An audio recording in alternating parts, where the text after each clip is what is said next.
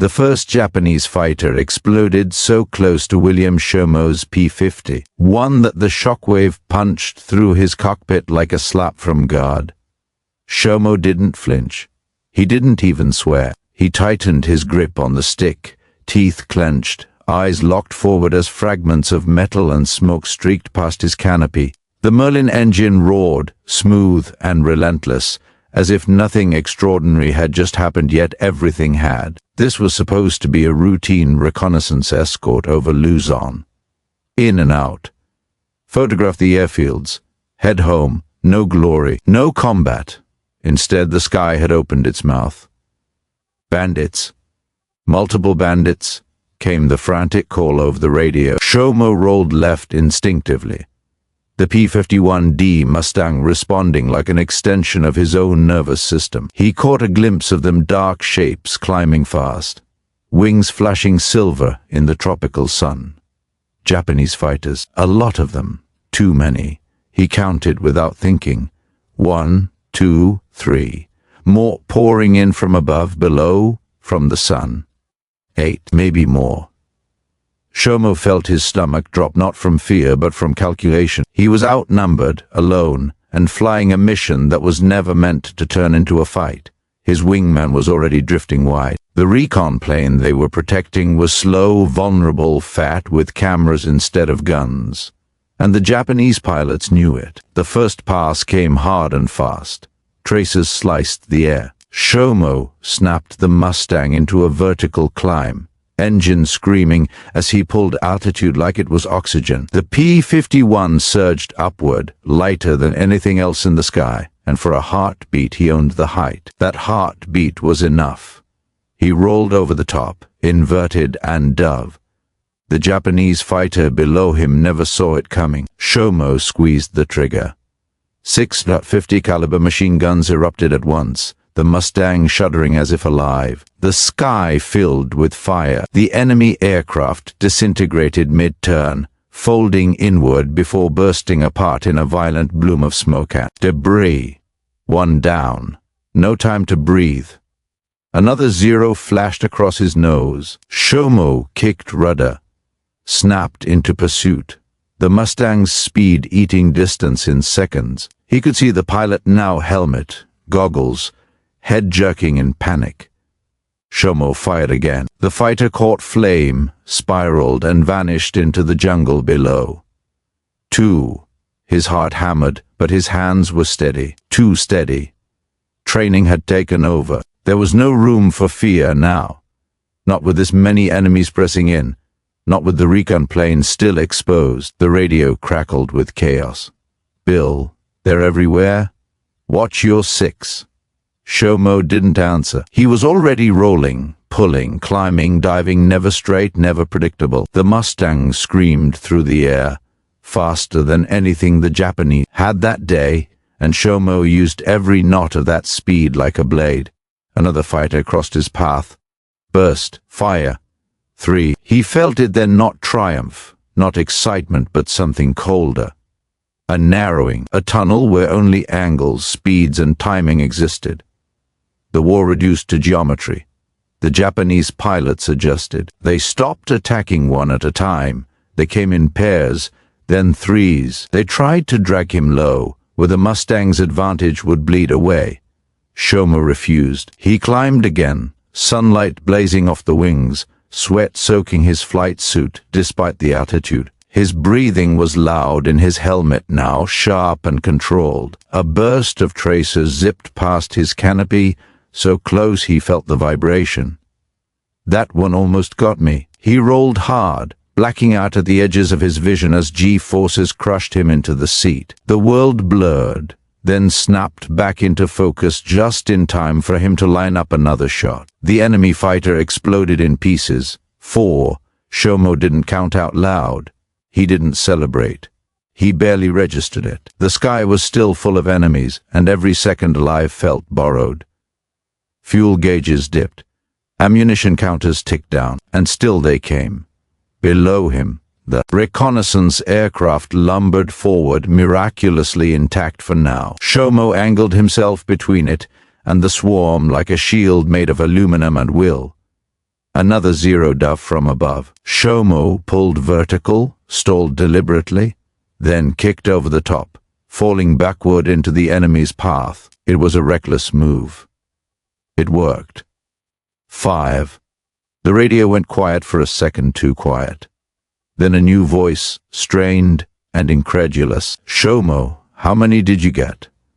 Shomo didn't answer, because he wasn't done. He saw movement to his left, 2 fighters lining up on the recon plane. He slammed the throttle forward, Mustang leaping ahead as if angry at the insult. He closed fast, fired a long burst, and watched one fighter erupt. 6. The second tried to break away. Shomo followed. The enemy pilot rolled violently, desperate, but the P-51 stayed glued to him, guns chewing through the air until the fighter snapped apart and vanished in flame. 7 Japanese fighters were gone, and the fight was still raging. Shomo's mouth was dry now. His shoulders burned. The Mustang trembled slightly, nothing serious, just the accumulated stress of combat, but he felt it like a warning. This couldn't last. Yet the sky still wasn't finished with him. Another enemy aircraft appeared head-on, guns flashing. Shomo fired first. The explosion was so bright it briefly blinded him. 8. His vision cleared. Smoke drifted. Debris fell, and suddenly, impossibly, the sky around him began to empty. The remaining Japanese fighters broke away, scattering like birds startled by thunder. They dove for cover. They fled toward clouds, toward mountains, toward anything that won. The silver Mustang that had turned their ambush into a slaughter. Shomo eased back on the stick, chest heaving now that the moment had loosened its grip. His hands shook for the first time. 8 kills. In one mission. In a matter of minutes. Below him, the reconnaissance plane flew on, alive. William Shomo stared out across the Pacific sky, stunned not by what he had done, but by the realization that the day was not over yet, and history was still watching. William Shomo had never imagined history would remember him for a single morning in the sky, long before the Pacific air exploded around his P-51, before Japanese fighters filled his gun sight and the world narrowed to speed and angles. Shomo was just another farm kid from Ohio with grease under his fingernails and a stubborn streak that refused to bend. He grew up fixing engines, not dreaming of medals. Machines made sense to him. They followed rules. People did tea. The Army Air Forces found that useful. By the time he reached the Pacific in late 1944, Shomo won's tea-chasing glory. He was flying with the 82nd Tactical Reconnaissance Squadron, a unit that lived in the margins of the warfast, quiet missions deep over enemy territory. Their job once to fight. It was to see, to photograph airfields, shipping lanes, troop movements. Information mattered more than kill counts. That was why they flew Mustangs stripped of excess weight, tuned for speed and range. The P-51D-1s. Just a fighter, it was a knife. Long-legged, precise, deadly when forced to be. And that morning over Luzon, the mission was supposed to be clean. Shomo and his wingman, Lieutenant John McGuire, were assigned escort duty for a single F-6 reconnaissance aircraft. One plane. One camera-heavy Mustang flying slower than anything else in the formation. Their orders were simple: stay close, avoid combat, bring the film home. Avoid combat. Shomo remembered thinking the phrase sounded foolish the moment they crossed the coast. The Japanese still controlled much of the airspace, and they defended it with desperation. Airfields below were alive with movement. Planes. Trucks. Men scrambling as Allied aircraft passed overhead like omens. Shomo felt the tension building even before the first contact. His instincts itched. He scanned constantly high, low, sunward. Years of training had wired his eyes to search for motion, for something that didn't belong. That was when he saw them. Tiny specks at first, climbing hard from below the clouds. Then shapes. Then wings. Too many. He called it in, voice calm despite the spike of adrenaline. Bandits climbing. Multiple.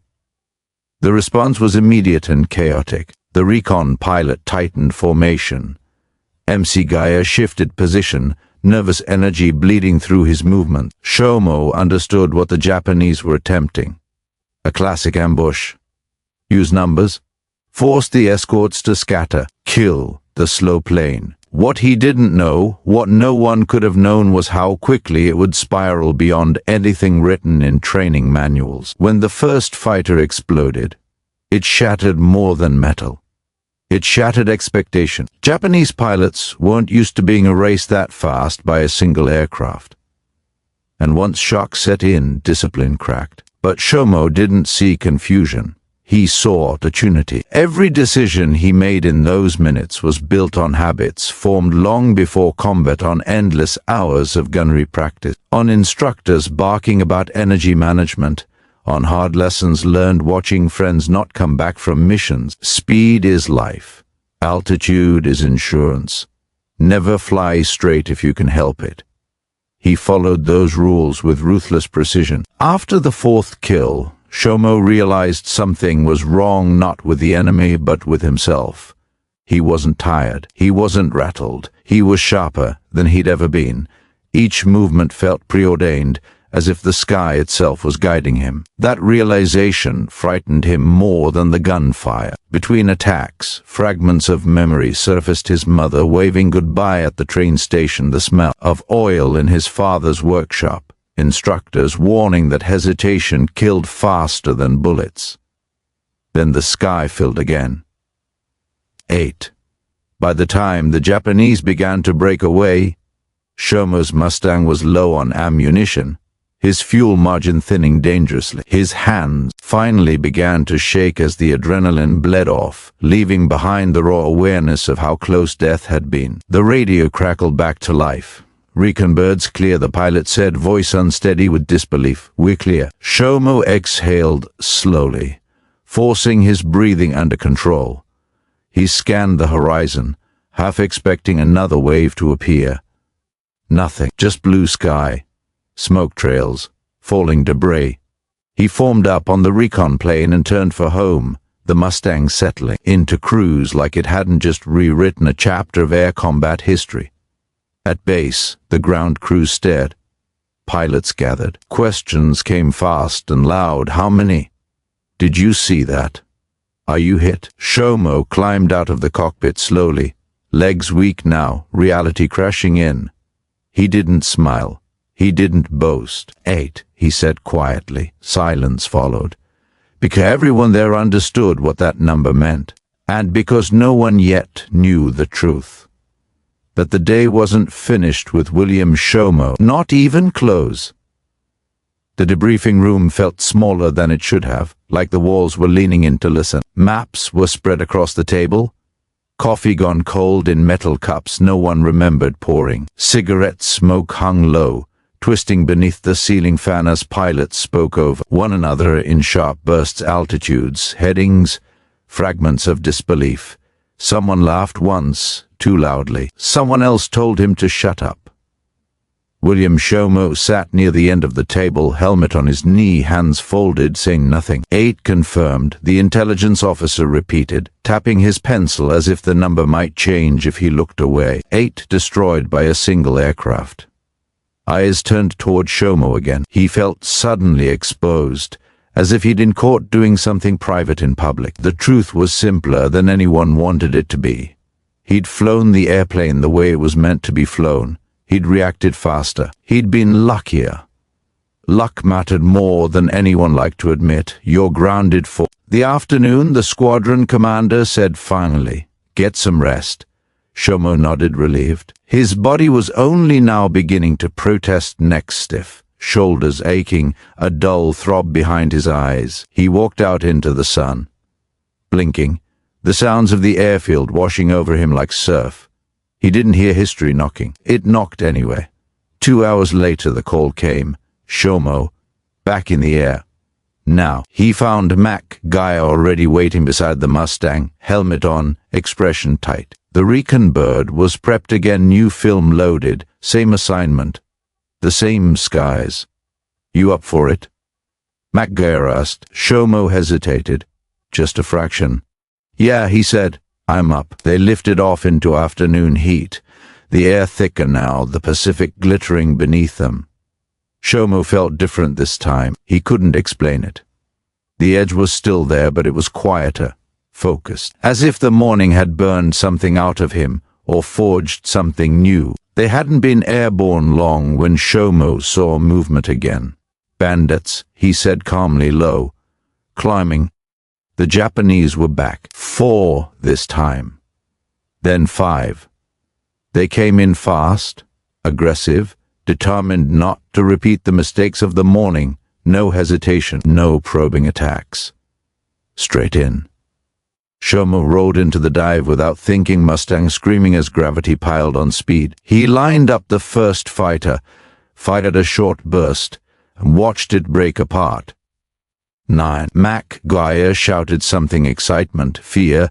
Shomo couldn't tell. He was already on the next target, pulling up hard, snapping into a climbing turn that put him behind another Japanese aircraft. The enemy pilot tried to shake him. Didn't matter. 10. The sky turned violent again. Tracers stitched the air. Shomo felt rounds snap past his wings, heard the metallic thunk of something striking home. Warning lights flickered, then steadied. The Mustang held. He pushed it harder. Another 0 crossed his nose. Shomo fired instinctively. 11. He realized then what was happening. Not just to him, but to the enemy. Word had spread. This wasn't an ambush anymore, it was a hunt. And the Japanese pilots were desperate enough to keep coming. That desperation was deadly. By the time the engagement broke, smoke once again marked the sky. The recon plane flew on. Maguire was still airborne, and Shomo had added 3 more kills. Back at base, the silence was heavier than before. 11 kills, in one day. The phrase rippled outward, spreading faster than the truth ever could. Ace in a day. Pilots whispered it like a spell. Ground crews stared. Intelligence officers scribbled notes that would soon be locked away in files stamped confidential. A photographer snapped a picture of Shomo beside his Mustang. He looked uncomfortable in it, thin, young, like someone who didn't belong in legends. You know what this means, right? The squadron commander said later, pulling him aside. Shomo shrugged. Means I did my job. The commander studied him for a long moment. It means you're a symbol now, whether you want it or not. Shomo did answer. That night, sleep would come. Every time he closed his eyes, the sky returned fire motion, the split second before a plane ceased to exist. He wondered how many men he'd killed without ever seeing their faces clearly. Wondered what it would feel like if luck finally turned. Morning brought orders, a citation, a recommendation for the Medal of Honor. Shomo read the paperwork twice, then folded it carefully and set it down. He felt nothing.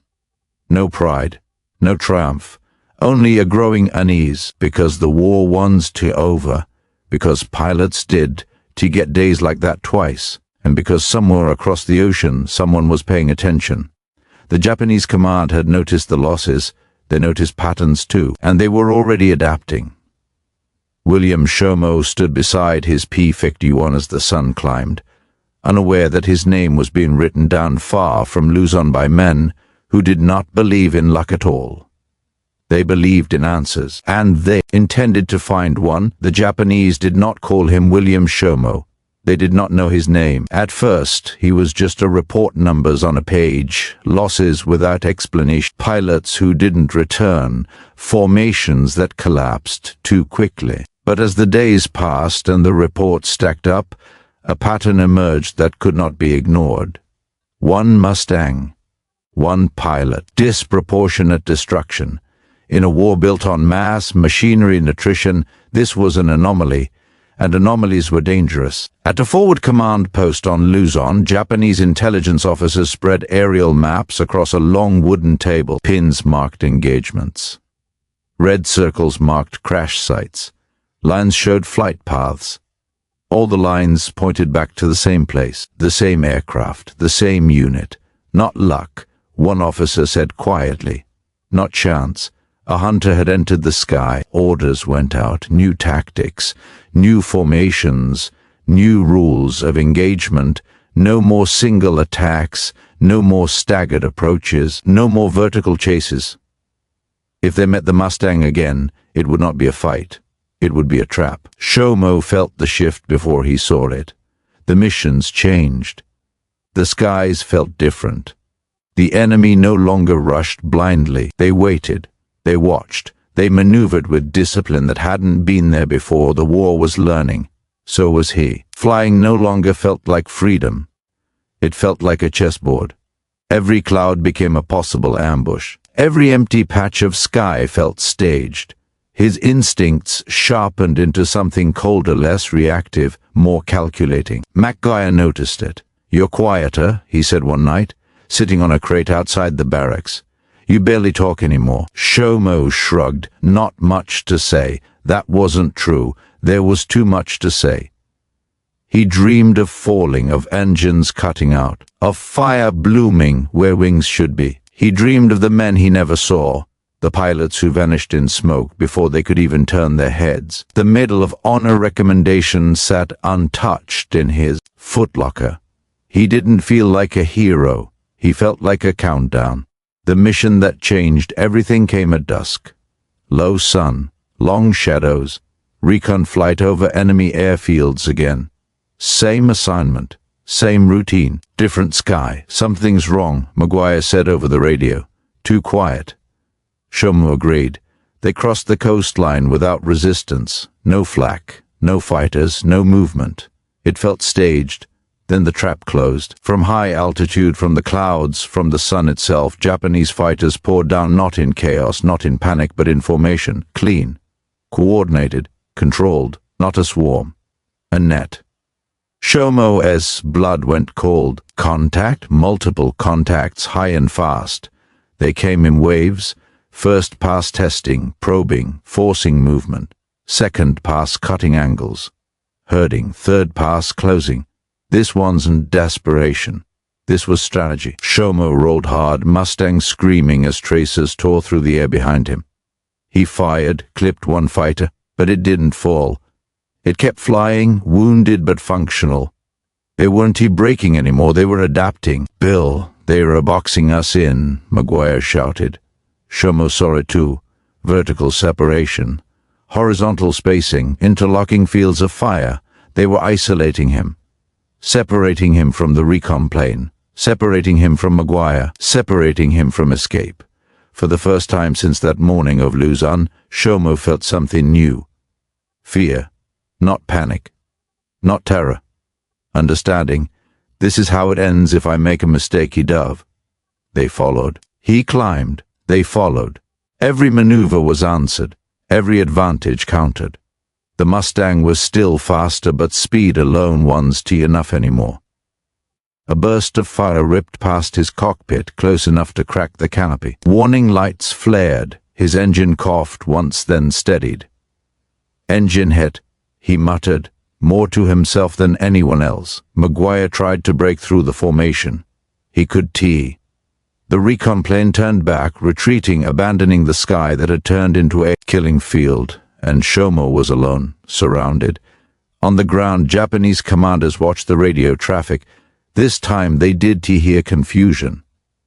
They heard structure, control, calm. "This is the pilot," one officer said. "This is him." The hunter had become the hunted. Shomo pushed the Mustang to its limits. Altitude for speed, speed for distance, distance for survival. But the net tightened.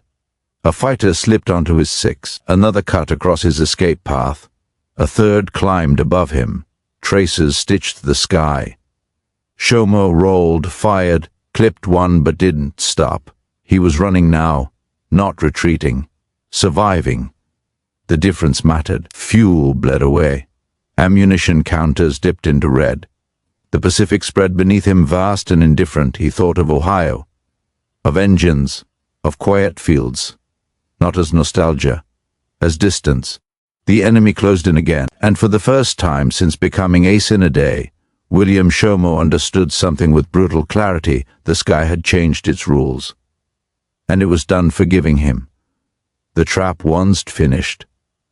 It was only tightening that the Mustang shuddered again. Harder this time. William Shomo felt it through the stick before the warning light screamed at him, oil pressure dropping fast now. The Merlin engine no longer purring but growling, wounded and angry. He glanced at the gauge just long enough to confirm what his body already knew. He was running out of time. Japanese fighters tightened the circle, disciplined and relentless. They no longer rushed him. They no longer wasted ammunition. They waited for him to make the mistake they knew had to come. Everyone makes one. Shomo forced his breathing slow. Panic would kill him faster than bullets. He pushed the nose down, trading altitude for speed, the Mustang diving toward the ocean in a controlled plunge. The wind howled. The airframe screamed. One enemy followed too eagerly. Shomo rolled, reversed, and fired a short, brutal burst. The fighter disintegrated. 14. The number barely registered. Another fighter slid into position behind him almost immediately, rounds snapping past his canopy. Shomo kicked rudder, felt the aircraft protest, and barely avoided the stream of fire. He was bleeding energy now, bleeding options. MC Gaia, he called, though he already knew the answer. Status. Only static replied. Either the radio was damaged, or MC Gaia was gone. Shomo didn't let himself think about which. He pulled into a climbing turn, desperate for altitude, desperate for one last advantage. The Mustang clawed upward, engine coughing, oil streaking back along the fuselage. The Japanese fighters followed, but more cautiously now. They could smell the kill. At the top of the climb, Shomo stalled deliberately. For a terrifying half-second, the Mustang hung motionless in the sky. Then he kicked it over the top and fell backward into the enemy's path. The lead Japanese fighter overshot. Shomo fired. 15. His ammunition counter dipped dangerously low. Another burst of tracers raked his left wing. Metal tore. The aircraft jolted violently. Shomo grunted as pain lanced through his shoulder. Shrapnel, or just impact, he didn't know. The Mustang was dying. So was the day. He leveled out barely above the waves now, skimming the Pacific at suicidal speed. Salt spray misted the canopy.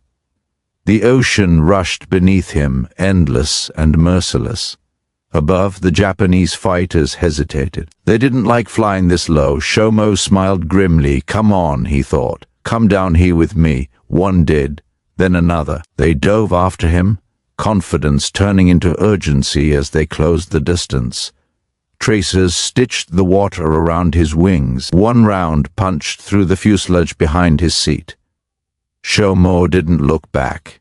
He waited. At the last possible second, he yanked the stick back, pulling into a violent climbing turn that nearly blacked him out. The Mustang screamed. His vision narrowed to a tunnel of light. One Japanese fighter failed to follow. It hit the ocean in a spray of fire and foam. 16. The last fighter stayed with him. They climbed together, locked in a deadly spiral, both aircraft battered, both pilots refusing to yield. Shomo could see the enemy pilot, his face now tight with strain, eyes burning with determination. This one would T-break. Shomo checked his guns. Almost empty. He adjusted his approach, closing dangerously close, aligning everything on instinct alone. The Mustang trembled, warning him it could take much more. He squeezed the trigger. Nothing. Empty. The Japanese pilot fired, rounds tearing past Shomo's canopy, one cracking the glass so badly it spiderwebbed across his vision. Shomo did the only thing left. He rammed the throttle forward, then cut it completely. The sudden deceleration threw the Japanese pilot off. The enemy aircraft overshot by a fraction. A fraction was enough. Shomo restarted the engine just long enough to fire a final, desperate burst from guns that had almost nothing left to give. The Japanese fighter exploded. 17. The sky went quiet. Shomo did cheer. He sagged forward in his seat, breath coming in ragged pulls, pain flooding in now that the adrenaline was gone. His engine coughed again, then began to die for good. Oil sprayed the canopy. He pointed the Mustang toward land on instinct alone, altitude bleeding away with every second. Smoke trailed behind him like a confession. The coastline crawled into view. Barely. Shomo lowered the gear. One wheel locked. The other hesitated, then dropped. Good enough. The Mustang hit the runway hard, bounced once, then slammed down in a shower of sparks and shredded metal. The aircraft skidded sideways, tore through brush, and finally ground to a stop in a cloud of dust and smoke. Silence. For several seconds, Shomo did move. Then the canopy was ripped open. Hands grabbed him. Voices shouted. "Easy, easy, he's alive." They pulled him from the wreckage, his legs barely holding him upright. Medics lowered him onto a stretcher as the ruined Mustang ticked and hissed behind them. Someone leaned close, voice shaking. "Bill, do you know how many?" Shomo stared up at the sky blue, calm, indifferent, and closed his eyes. 17, he said hoarsely. The word spread like wildfire. 17 enemy aircraft destroyed. In one day. No pilot in American history had ever done it. But as they carried him away, William Shomo did feel victorious. He felt emptied, because the sky had finally taken its payment, and it had let him live, just barely. The sun rose over Luzon once more, soft and golden, the kind of morning that could almost make you forget what had happened the day before. Almost. William Shomo stood at the edge of the airfield, helmet tucked under his arm, staring at the horizon. The Pacific stretched wide and endless before him, blue and serene, indifferent to the chaos, fire and death that had once painted it. In the silence, he could almost hear the echoes of tracers, the roar of the Mustang, the explosions of enemy aircraft, ghosts of 17 lost that would never be forgotten. The war had moved on, as wars always do. Battles raged elsewhere. Lives were lost, gained, or changed in ways no medal could measure. Yet somewhere in the vast theater of the Pacific, a single Mustang pilot had rewritten history, if only briefly. Shomo did, to see himself as a hero. He had never sought glory. The Medal of Honor he received later sat in a case at a military museum, glinting under bright lights for all to admire. Tourists and historians would whisper his name. Books would recount the feat. Documentaries would relive the dogfights and the moments when skill and instinct had met chance in violent harmony. But the medal, the recognition, the stories they did. To capture what it felt like to be in the cockpit, alone against a sky full of enemies, knowing that a single miscalculation could mean death. They could capture the guilt of surviving when 17 others did not, or the way the air seemed to remember every maneuver, every kill, every narrow escape. For Shomo, the true legacy was quieter. It lived in the precision of flight, in the whisper engines warming, in the calm focus required to survive just another day. It was in the knowledge that sometimes the smallest machine, piloted by a single human being, could change the course of war, that a man could bend the chaos of the sky to his will, if only for a moment. He thought of the men he had flown with, of Maguire, of the reconnaissance pilots who trusted him with their lives, of the enemy pilots, faceless but present in memory, opponents who had fought with skill, courage, and desperation. The war had made all of them part of the same story, bound by the sky, by fate, and by the cruelty of conflict. Decades later, Shomo would visit schools, air shows, and museums. Children and adults alike would ask questions about the Mustang, the air battles, and the man who had destroyed 17 planes in a single sortie. He answered carefully, never embellishing, never exaggerating. He spoke of training, discipline, and the necessity of calm under pressure. He spoke of teamwork, precision, and focus. And always he reminded them that survival in war was as much luck as it was skill. The sky, he knew, still remembered.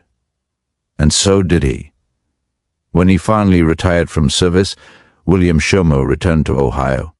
Quiet fields, the smell of oil, the feel of metal under his hands, the life he had known before the war welcomed him back. The roar of Mustang engines was replaced by the hum of tractors and the wind over tall grass. The hero of the Pacific, the man who had done the impossible, lived simply, silently carrying the story of the sky with him. 17 planes, 17 victories, one man, one day.